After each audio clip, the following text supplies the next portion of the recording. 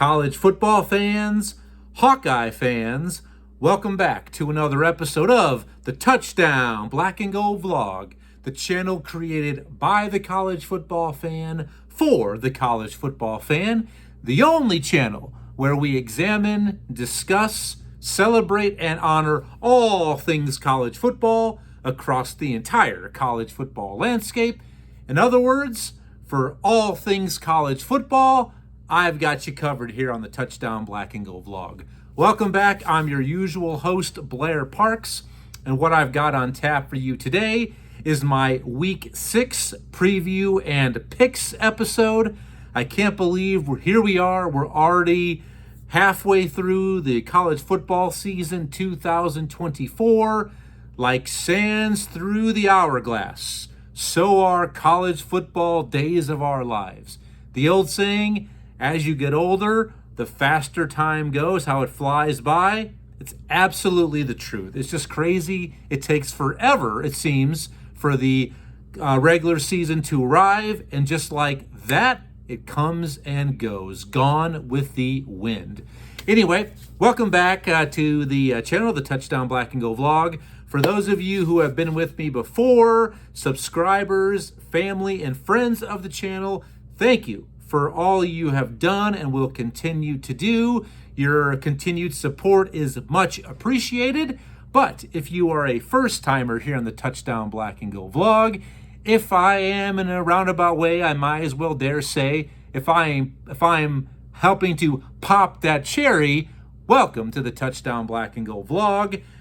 Everything is trending in the right direction, but I need your help. I want to find more college football fans just like you, so please help me out. I'm sending out an SOS, an APB. I want all of you to tell your family, tell your friends, your fellow college football fanatics to check me out here on the Touchdown Black and Gold Vlog. So please like, share, comment, subscribe, click that bell, get notifications for upcoming episodes. And as I always start off saying each and every episode, these episodes are driven by you, the college football fan. It's an absolute pleasure for me to be here with you on the daily, sharing my love for all things college football with you, my audience, my fellow college football brothers and sisters. So that being said, please, I always ask for, invite, and welcome your comments. I want to hear from you, so blow up the comments section below, and I promise I will get back to each and every one of you much sooner than later via those comments personally. You can't beat that. So anyway, let's go ahead and get started here, my Week 6 preview and picks episode. I'm running a little bit short on time today. There's a lot going on with work and the kids. Once again, this is a hobby for me. I do have a legit job, 2 halfway young children. There's a lot on my plate. Normally, my preview and picks episodes, I will share with you my ultimate underdogs and the trap games for that appropriate week. I can't do that today, but I wanted to get right to my preview and picks. So without further ado, let's get it. What do you say? All right, so if this is your first time with me, and if not, I will review what I do each and every week. I pick 13 games at random. Now, some of these games are the marquee games and matchups of that week that every college football fan already has marked and circled on their calendar, but there will also be some off the cusp or off the cuff kind of games that still you may not know much about, but I still believe will end up being buku and uber important when push comes to shove at the end of the season. As far as where these teams where they wish to end up, where they want to be, and when it comes down to conference championship berths, and ultimately college football playoff berths. All right. And within those 13 games every week, I always have 4 specialty games. I have an academy game of the week. I have a group of 5 matchup of the week that I like to preview and pick. Also, I have my Iowa Hawkeye pick of the week when Iowa does play, which they do here in Week 6. A big game for the Hawkeyes, by the way. And then I always have my spotlight game of the week, which I will preview and pick. So if you want to hear those, you got to stand by just a little bit longer. Please, once again, like, share, subscribe, comment, get involved, exercise your college football right. I want to hear your voice. So let's go ahead and get to it. My first game up that I selected, a big tilt in the ACC, SMU. That's right, the Mustangs. I'm still getting used to that thought that SMU, the Mustangs, are now in the ACC this season. This is their inaugural year in the Atlantic Coast Conference. SMU travels to number 22 Louisville. The home Cardinals currently are a 6.5 point favorite at home versus the Mustangs. Louisville's coming off that close loss last week at Notre Dame there in South Bend in front of Touchdown Jesus, who I know is a big fan of the Touchdown Black and Gold vlog. So who do I see coming out on top in this matchup? SMU definitely has a lot of weapons on the perimeter. I love their quarterbacks. They've been kind of utilizing a dual split quarterback system for most of this season. Louisville, I love Coach Brom. I'm so happy he's out of the Big Ten because he really owned Iowa, and he did during his time there at Purdue. I mean, he is an offensive guru, an offensive idiots of aunts. I mean, the guy can scheme like no one's business. And that's why I think Louisville will come out on top at home there in Kentucky. They get it done. I like the Cardinals to not only win, but also cover that 6.5 point spread out of Las Vegas. So give me the Cardinals in that matchup. Next game up, a big game, especially among the locals here.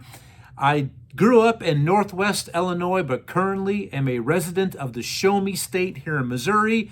I'm talking about this matchup.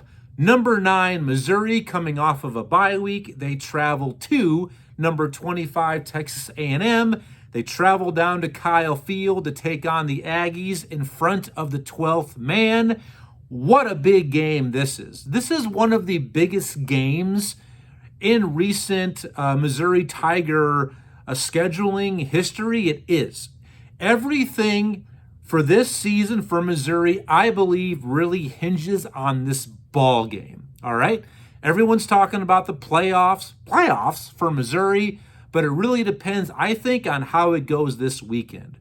A&M coming off a home victory last week against an Arkansas team that, even though their record may not show it, I think they are a better team than that record does imply. And I mentioned Missouri's coming off of a bye week. I think it was a good time for Missouri to have a bye. I mean, they really haven't lived up to expectations quite yet this season. I mean, yes, they still are ranked in the top 10. They're undefeated, but definitely did not look good in their very, very close victories over both Boston College and Vanderbilt, their last game 2 weeks ago. So I think this came at a good time for Coach Eli Drinkwitz and his boys there in Como. Big game. Like I said, I think Missouri has to face at Alabama and then at home against Oklahoma back-to-back weeks later this season. I believe if Missouri simply defeats one of those teams and doesn't get another loss, they will absolutely be in the college football playoff field. That's why I think this is a huge game. I think if they lose this game Saturday at Kyle Field, I think at that point, they're going to be on the outside looking in if they pick up that second loss, because their schedule isn't quite made the same. All schedules aren't made the same. They're just not. And Missouri really, really is a good walking prime example of that. Really, really sharp and soft. I know some of you SEC folks are saying, oh, that doesn't happen in the SEC. Well, with Missouri, their schedule absolutely did. Okay? So they cannot afford to lose this game. I love A&M's defense. I think they're stout. Missouri's defense as well has been very stout all season. They just haven't been able to really bring everything together on the offensive side of the ball. But I think that does happen. I believe more in Brady Cook, Luther Burden, Mookie Cooper, that stud wide receiver room. I believe in their offense way more than I do the very young Texas A&M offense. You've got to score points to win. I think Missouri goes on the road. They do flex. They kind of finally start to put it together, and they look like the team that we've expected them to be. A&M is a 2-point favorite at home, but I'm taking the Tigers on the road, and I think they win by, I'm thinking at least double digits. I think they do end up winning comfortably on the road versus A&M. Give me the Tigers in that matchup. My next game up, a tilt in the Big Ten. Purdue, the Boilermakers, travel up north to take on the Badgers in Madison. I mean, Wisconsin has absolutely owned Purdue as of late. I just saw a couple days ago the last 30 meetings. It's basically Wisconsin's like 25-5 against them. It's something so ridiculously one-sided. It's basically over before it starts. Purdue just fired. They are replacing their OC, Graham Harrell, who got the axe as their offensive woes and struggles continue there in West Lafayette. That's enough said for me. I like the Badgers, who are a 14-point home favorite. And this is a Wisconsin team that's not great at scoring points. They're not, but I'm taking Wisconsin to win and cover in the process. Give me the cheese. Give me the Badgers. Fourth game up, kind of for looking for a bounce back kind of game. Big tilt in the SEC. Number 12 Ole Miss travels to South Carolina. The Gamecocks, they find themselves a 9.5-point underdog at home to the visiting Rebels. Yes, Ole Miss coming off of a bad loss last week at home against Kentucky. Everyone's saying the season's over with. What a disappointment. Lane Kiffin can't coach.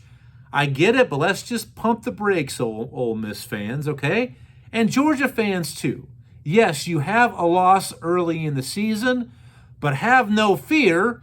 The expanded playoff is here. They can absolutely still afford to lose one game, can Ole Miss, but it has to be against a quality opponent. And I think Ole Miss will respond very well. I mean, they have to win this game. This is a must-win. I think they will. And just talking about the chances they're going to have. I mean, their schedule really is loaded with good victories down the stretch. I'm going to go ahead and reference it right now because I'd hate to lead you astray and lie to you accidentally. So Ole Miss, yeah, I mean, they have games left against, they're at LSU, at home against Oklahoma. They host Georgia. So they have some good potential opportunities for big statement victories. And if they lose one of those three, it's still okay. I don't think they're eliminated, but they can't lose this game Saturday at Columbia in South Carolina.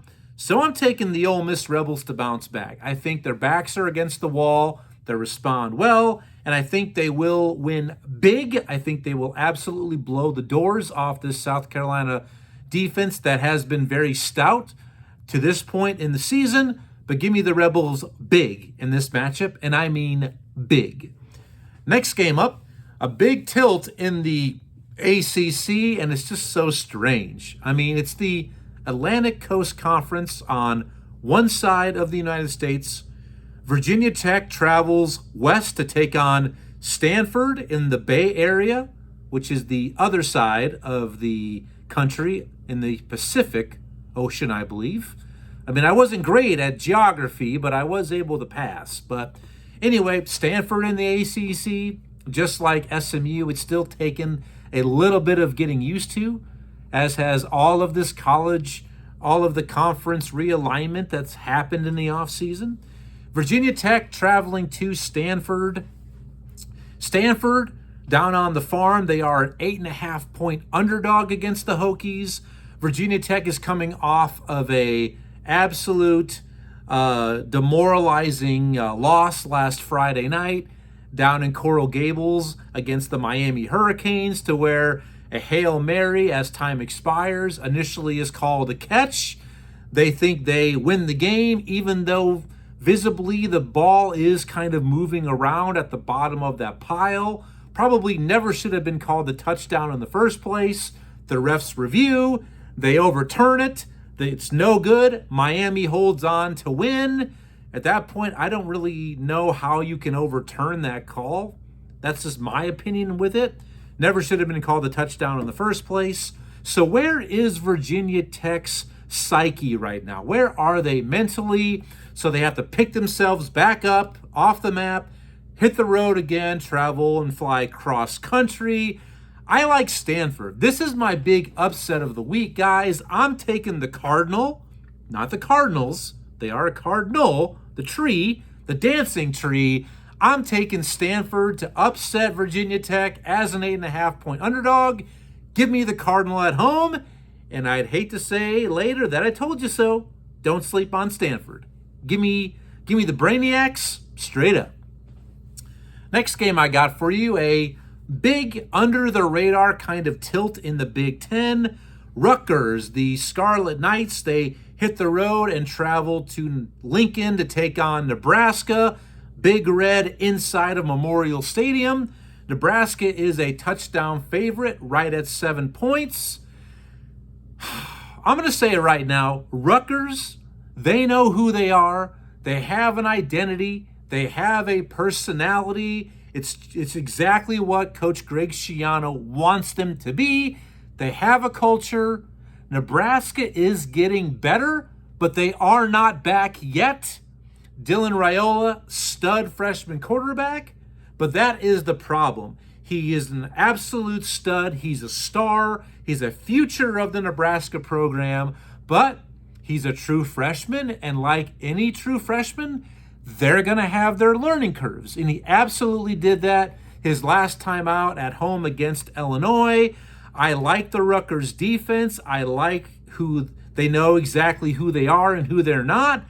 I like Rutgers to spring the upset on this game, guys. I just do. I love this Rutgers team. They're tough, they're physical, and I think they'll just make fewer mistakes against Nebraska, and they'll escape with a very, very narrow, maybe a 3-point victory over Nebraska. So then we can go ahead and add that to another one-possession loss that Nebraska can take since 2018. I think they're 8-31 since 18 in one-possession games. At some point, you have to just ask yourself and just admit this has nothing to do with coaching changes, who's on the sideline, or talent, or personnel, players. It just comes down to culture. That's what it is. I just don't think Nebraska has that fixed yet. So give me Rutgers in this one. Next game up, big one in the SEC. Number 4 Tennessee travels to Arkansas to take on the Hogs. Arkansas is a 13.5-point underdog at home. Woo! That's a big number. That's Ric Flair style right there. Woo! And Ric Flair might come out a little bit later here in this episode as well. I love Tennessee. Nico, their young quarterback, impressed me last year's bowl game against Iowa, where they absolutely dominated the Hawkeyes. I love their defense. I love their offense. Coach Heupel has got them firing on all cylinders. And I'm going to say this right now, and I might be wrong later. I may be right. But I think Tennessee right now, how they have looked like one of the best teams in the entire nation to this point they have. That being said, Arkansas will keep it close. I expect them to come out highly motivated, inspired. Their head coach, Sam Pittman, is on the hot seat, whether you agree or disagree with that. I don't think he should be on the hot seat. I think he's a good coach. He works for them down there in Fayetteville. But I do like Tennessee to win by 10 points. So Arkansas does cover, but more importantly, Tennessee gets the victory. Give me the Volunteers on the road. Next game up, hey, a big interstate non-conference game, which we don't usually get these this late in the season here in Week 6. And when we do, it's normally going to be the last week of the season. For example, South Carolina and Clemson, or Florida and Florida State.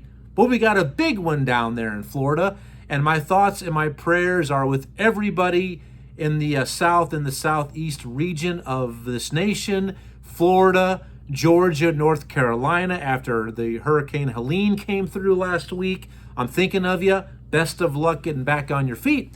But we have UCF of the Big 12. They travel to the Swamp to take on the Gators of Florida.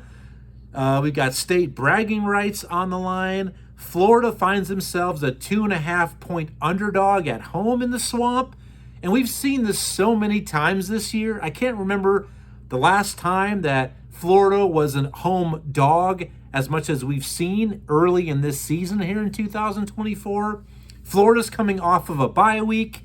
UCF had that letdown performance and game last week when they hosted Coach Prime and those boys from Colorado. I like Florida in this matchup. I think the bye week came at a perfect time. Their last game out 2 weeks ago, they looked really good on the road at Mississippi State, which I know isn't a great football team, but still they looked really good. Hands down was their best performance of the season. I think that carries over at home, and I just like the Gators to get it done at home. Give me the Chompers at home. I'm taking Florida over their in-state rival of UCF. Give me the Gators on that one. All right, my last pick'em game here before we get to my 4 specialty games. Please like, share, comment below, subscribe, click that bell, get notifications. Can't wait to hear from you. Number 10, Michigan, coming off of a big victory 2 weeks ago at home against USC. They held on last week at home against Minnesota to claim and hold on to the Little Brown Jug. Michigan travels to the Northwest to take on Washington, last year's national title runner-up, in a rematch of last year's title game. And this is a Big Ten conference game. Still so wild and crazy and wacky to still think that and to realize that. Washington is a 2.5-point favorite in this rematch against the defending champions. Michigan, Alex Orji, the new quarterback there in Michigan, he is coming along. We knew it was going to be a learning curve up there in Ann Arbor between their two quarterbacks who were replacing last year's starter. He's struggling throwing the ball, but still, Michigan, what you see is what you're going to get. They didn't really change much when Coach Kaki left them in the offseason. Coach Sharon Moore has them playing the exact same brand of football, physical, ball possession. Let's control the lines of scrimmage, and let's just try to bully the other team, drag them into a phone booth, have a good old-fashioned rock fight, and let them make the mistakes. When Washington definitely wants to air the ball out a little bit more, so something here has got to give. I love this Michigan team. In the orgy, I trust, right? But in this game, I'm going with the home team. I know it's not officially an upset because the Huskies are favored at home, but I'm taking Washington in this matchup. I think, those fans there in Seattle are absolutely off the chain. It'll be loud. Alex Orji and those boys have never had that sort of experience, that newer roster and personnel there at Michigan. I just think Washington finds a way to get it done. Give me the Huskies in the pseudo upset of number 10 Michigan. Can't wait. Hopefully I'm right about that. All right, let's get to my 4 specialty games here of week 6. Cannot wait to get these to you. Please like, share, comment, rate, subscribe. Can't wait to hear from you. Thanks for all that you do for the channel. So my first specialty game is my Academy game of the week. As my salute and my way to say thank you to all of our members of the United States Armed Forces, both past and present, I always select a game that includes either Army, Air Force, or Navy. In this week's game, I bring you 2 of those 3 academies. We have the first matchup to determine this year's winner of the coveted Commander-in-Chief trophy. We have undefeated Navy, the midshipmen, get on the road. They travel to altitude to take on the Air Force Falcons there in Colorado Springs. Air Force finds themselves a 10-point underdog. which this is really a big-time spread. I believe Air Force is 1-3. They're going through a rough season. And as I mentioned, Navy at this point is undefeated. One of the great stories early here in this college football season, as is Army. I got to give them credit too. Army coming into week 6 is also undefeated. It's great to see that. But a 10-point spread, especially among these offenses that mirror each other, that both run this wishbone, this draw, it's awesome to see. I cannot wait to watch this game, and I hope I am able to check it out a little bit. I love this matchup. I got to pick somebody. I hate picking against our academies, but someone's got to win. Someone's got to lose. I'm going with Navy. They go on the road at Elevation, get it done, and remain undefeated on the season. Go Midshipmen. Next game up is my group of 5 matchup game of the week. This one is a big-time tilt in the MAC. Preseason, both of these teams were favored to either win or at least play for the MAC championship game. One of them is having a great season.